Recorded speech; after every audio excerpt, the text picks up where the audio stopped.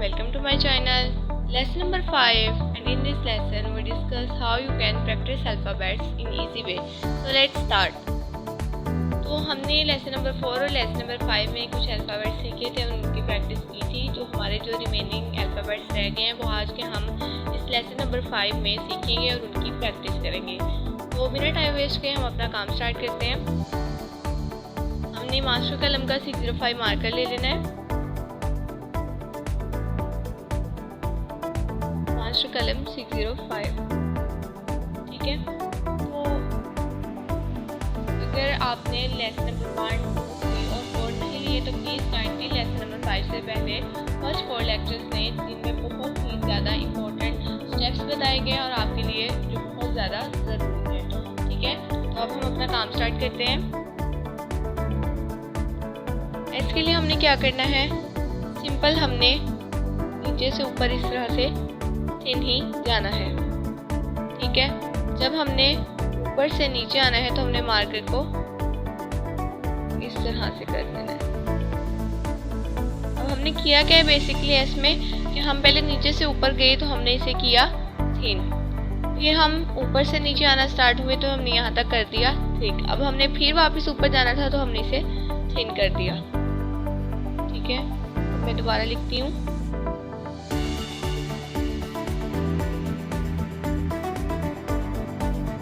इस तरह से,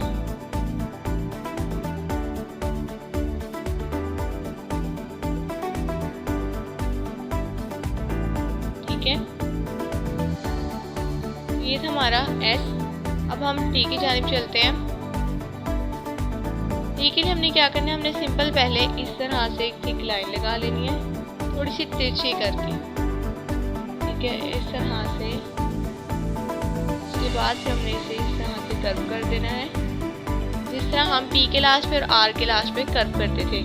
फिर हमने इसे इस तरह से कर देना है जिस तरह कि हमने आई के ऊपर किया था, ठीक है। तो मैं दोबारा लिखती हूँ।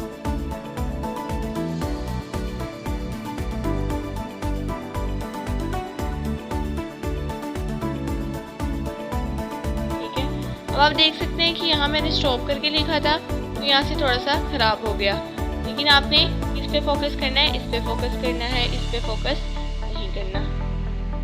इसी तरह यहाँ पर भी मैं नॉन स्टॉप लिख के दिखाती हूँ अगेन।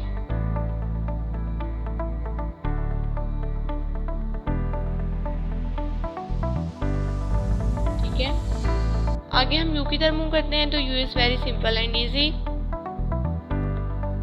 जब ऊपर से नीचे आते हैं तो हम थिक करते हैं, फिर हम नीचे से ऊपर जाते हैं तो थिन करते हैं, फिर ऊपर से नीचे आते हैं तो थिक कर देते हैं।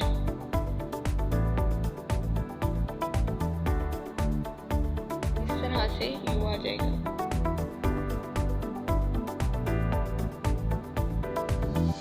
ठीक है।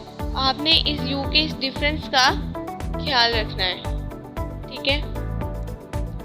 आगे हम वी की तरफ मूव करते हैं। ऊपर से नीचे आ रहे हैं हम एक, नीचे से ऊपर जा रहे हैं तो थिन। अगेन वैसे ही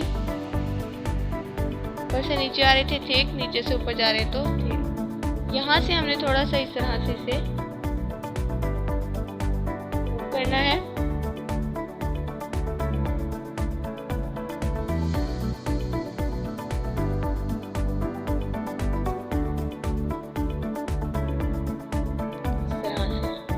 तो आगे है हमारा W, ठीक है।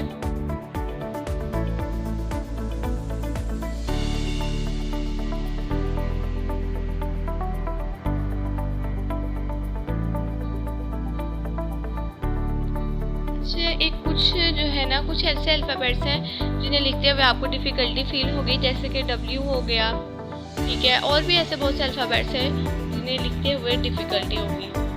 तो आपने घबराना बिल्कुल नहीं है, सिर्फ प्रैक्टिस की ज़रूरत है। आपने ज़्यादा से ज़्यादा प्रैक्टिस करनी है, आपका इंशाल्लाह ठीक हो जाएगा। आपने परेशान बिल्कुल नहीं होना।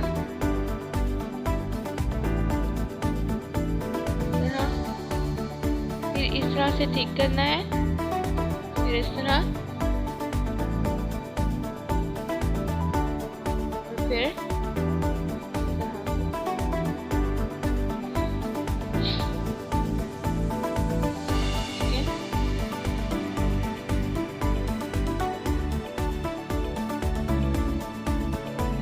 वो आपने, मैंने जैसे कि ऊपर बताया कि आपने यू का इस तरह से ध्यान रखना है, इसी तरह आपने यहाँ पर डब्ल्यू का भी ध्यान रखना है। तो ये देखिए ज़रा, आप डब्ल्यू में यहाँ पे काफ़ी डिस्टेंस आ गया है, ठीक है।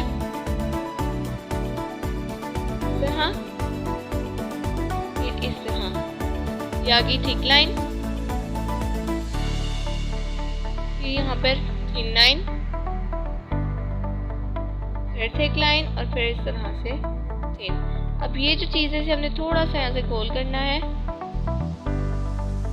ताकि उसकी कॉर्नर निकली हुई फील ना हो, ठीक है। आप सिंपल इस तरह भी कर सकते हैं या फिर आप इसे ऊपर से कर्व करके इस तरह भी कर सकते हैं, ठीक है।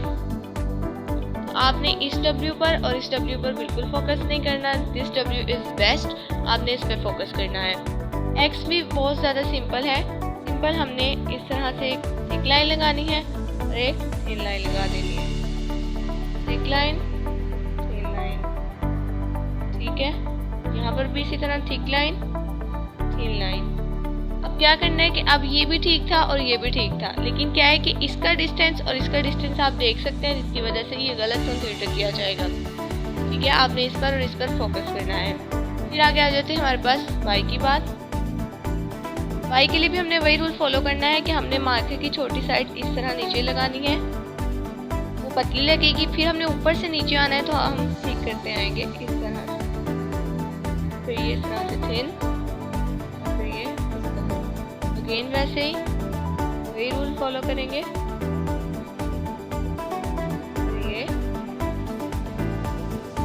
ये वाई की ये जो लाइन है ना, ये आपने जो है ना इस तरह से तिरछी लगानी है और फिर ऊपर से आपने ये थिन लाइन लगा देनी है, तो ये आपका वाई लिखा जाएगा।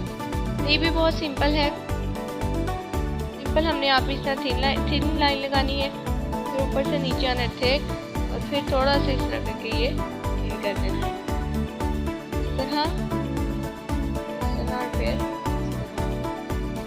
फिर इस तरह और ठीक है।